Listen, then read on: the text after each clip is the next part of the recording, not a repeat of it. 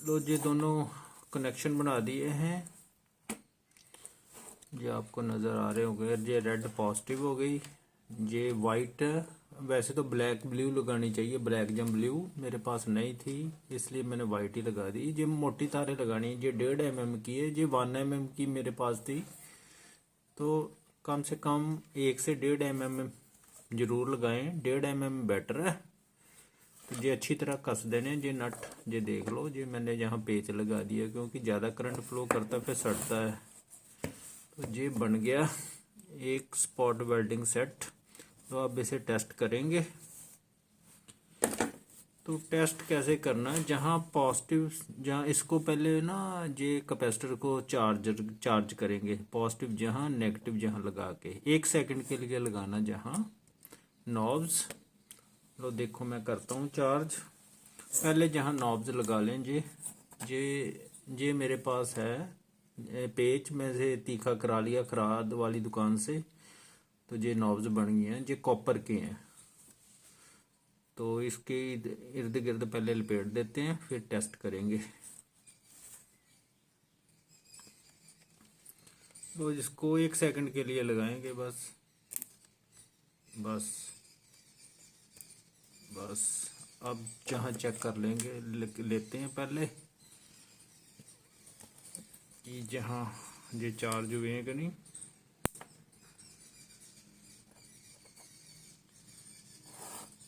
ये देखो ऐसे।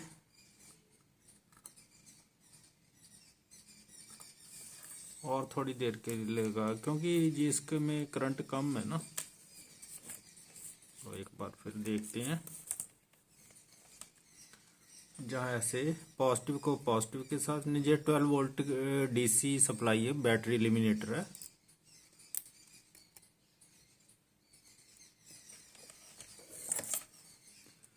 जहाँ से चेक कर लेते हैं। थोड़ी देर के लिए ये करंट स्टोर करता है, देखो करता है ना स्पार्क। लो अब इसे चेक करेंगे। इसे मैं बंद कर देता हूँ बैटरी एलिमिनेटर को। इसका मतलब ये वर्क कर रहा है। अब ये थोड़ी देर के लिए सिर्फ जो एनर्जी है स्टोर करता है। लगाने से पहले ऐसे अच्छी तरह चेक कर लो, नहीं तो फिर हीट होती है ना करंट में। तो लो अब पहले नॉब्स लगा लेते हैं, फिर चेक करेंगे दोबारा। लो ये वायर लगा के जहाँ मैंने 2 प्रॉब्स लगा दिए हैं, तो इनके साथ हम अब टेस्ट करेंगे। इसके ऊपर ना स्लीव चढ़ा देते हैं। स्लीव तो मेरे पास नहीं है, मैं जैसे टेप चढ़ा देता हूँ, ब्लैक है। लो इस प्रोब्स पर टेपिंग कर दी है। अब हीट और करंट का कोई खतरा नहीं क्योंकि करंट ज़्यादा प्रोड्यूस होता है ना। अब इसका थोड़ा प्रिंसिपल समझ लें। तो ये मैंने 2 ब्लेड के पार्ट्स कर ले हैं। इस पर चेक करेंगे कि ये सोल्डर करता कि नहीं, जहाँ वेल्डिंग करता है जहाँ नहीं। ये मैंने इसके ऊपर रख दिया। तो पहले से चार्ज कर लेते हैं। ये थोड़ी समय के लिए चार्ज रहता है। पॉजिटिव नेगेटिव ज़रा ध्यान से लगाने। ये बैटरी है, पहले ऑन कर लेते हैं। प्रॉब्स को दूर रखना है। ये मैंने दोनों ब्लेड एक दूसरे के ऊपर रख दिए। तो इसे पहले चार्ज करेंगे।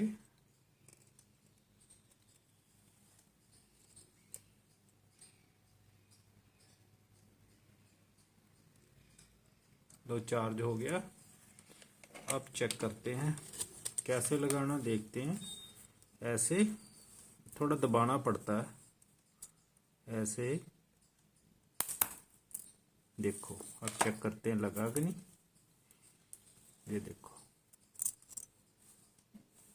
एक बार फिर चेक करते हैं, लगाते हैं। मोरी तो कर दी इसने लेकिन पूरा टिक्के नहीं लगा। फिर एक बार चार्ज फिर करें।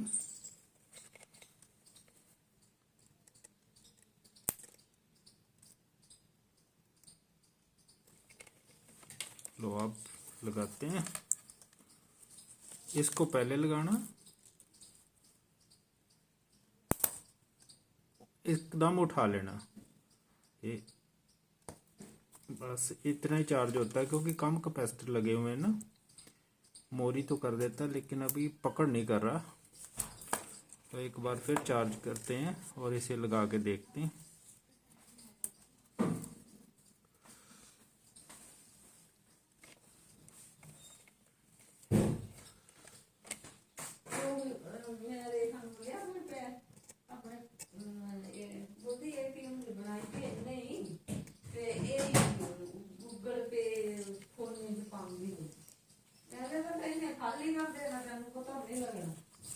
तो अब फिर देखते हैं। बोलती देर क्या करना, जितने भी जानती बोले ना मगर ही जा जाती है, कुछ बोलता बोलती उसके सिर मारने देता है। तो अब इसे मैंने 12 वोल्ट पर टेस्ट चेक किया, पहले इसे करते हैं चार्ज।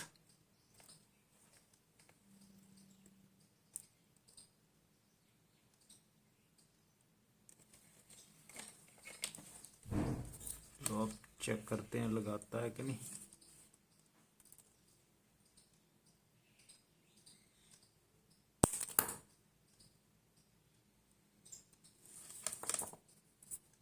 देखो कितना पक्का लगा दिया इसने, देखा कितना बढ़िया काम कर रहा है। आप देख रहे हैं ये टांका कितना पक्का लगा दिया। इजीली उछलता नहीं, इजीली नहीं टूटता। ये ब्लेड है ना, अगर जहाँ निकल जो होती है ना, निकल टेप, लो फिर इसे चार्ज करते हैं। एक बार फिर लगा के देखते हैं।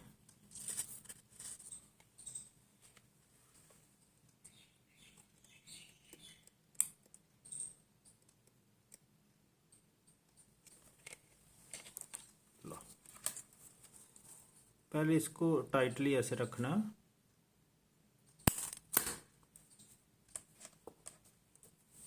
और देखो कितना पक्का लगाया। और लगाने का तरीका होता है थोड़ा, देखो अब तो इसने हिलना ही नहीं। इस प्रकार हम ये सोल्डर कर सकते हैं। लो एक बार फिर देखें। पहला काम चार्जिंग का, जो कैपेसिटर कम है ना, ये 8 कैपेसिटर ही है।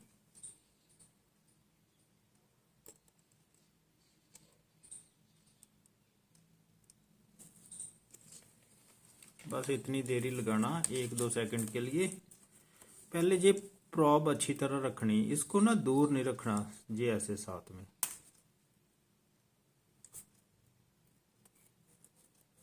देख लो साथ में लग जाता है। एक्चुअली तो इसको मेल्ट करके इसके साथ जोड़ता है ना। देखो जुड़ गया ना पूरा अच्छी तरह, इसलिए नहीं जुड़ रहा है ना कि ये ब्लेड बहुत पतला है। तो एक बार फिर देखते हैं। लो पहले मैं इसे चार्ज कर लूँ अच्छी तरह कि एक तो ये पीछे कम है ना।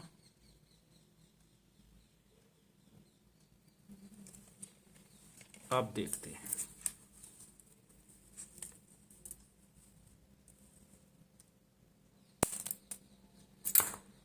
उठा लेना एकदम ना, इन साथ में लगेगा तभी नहीं। देखो ना मोरी तो कर दी है, इसके नीचे ना कुछ रखते हैं। अब मैंने ये ब्लेड लकड़ के ऊपर रख दिए हैं, पहले चार्ज कर लें।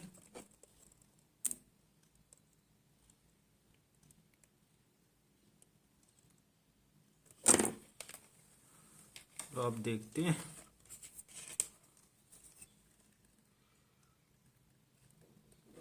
थोड़ा टाइट ऐसे, देखो लग गया। अभी अच्छी तरह लगा नहीं, ये ब्लेड मैं ऊपर रखता हूँ ऐसे। पहले चार्ज कर लें।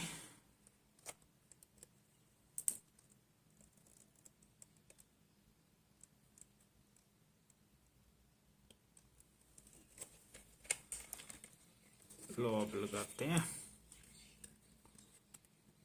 ऐसे,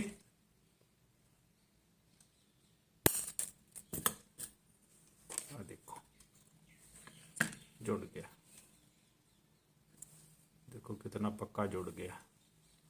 तो इस प्रकार इसे हम सोल्डरिंग को एज स्पॉट वेल्डिंग से सोल्डरिंग कर सकते हैं। जहाँ ना कैपेसिटर कम लगाए हुए हैं, 8 है तो अगर 12 कर देते तो ये और भी अच्छा बनता। उतना स्ट्रांग नहीं, लेकिन काम चलाने के लिए ये ठीक है। तो इसका जो फंक्शन है वो कैसे है, देखो पहला तो काम हमने इसको चार्ज कर लिया 12 वोल्ट की बैटरी से। अब काम कैसे करते हैं, ड्यू टू रैपिडली डिस्चार्ज, जब कैपेसिटर ने डिस्चार्ज होना ना, इसने जो एनर्जी स्टोर की है वो मैं आपको बताता हूँ कितनी एनर्जी स्टोर की है। जो मैंने कैलकुलेशन ना पिछली वीडियो में आपको बता दी थी, capacitors in parallel input voltage 8 capacitor 4700 microfarad के लगा तो 37,600 इंटू 10⁻⁻6 फैरड बन जाएगा। 37,600 माइक्रोफैरड बने ना, तो एनर्जी जो स्टोर हुई 1/2 CV², तो 2.7072 जूल इतनी एनर्जी स्टोर हुई। अगर टाइम ऑफ डिस्चार्ज कैपेसिटर का 1 रखें तो पावर डिसिपेटेड होगी, E/T होता है ना, 2.7 ई एनर्जी है जो एनर्जी स्टोर की इसने। इतनी एनर्जी 2.7 वाट जो पावर है वो रिलीज करेगा। तो काम कैसे करता है, ड्यू टू रैपिडली, जब कैपेसिटर डिस्चार्ज होंगे ना, ये वाले ये कैपेसिटर डिस्चार्ज, जो एनर्जी इसने स्टोर की है 2.7072 जूल, उसको रिलीज करेगा। High current flows in small duration, अगर इसको स्मॉल ड्यूरेशन में ऐसे लगाएंगे ना, तो फिर ही ऐसे करके, तो फिर ही हाई करंट रिलीज होगा due to high resistance causing heat. उसका कितनी हीट, जो हीट निकलेगी वो क्या करेगी, जो ये आयरन जो स्टिप्स है ना, जो आयरन की जो स्टील स्टिप्स, उसको मेल्ट कर देगी। तो वो हीट का फार्मूला आपको पता ही है, Q = I² होता है।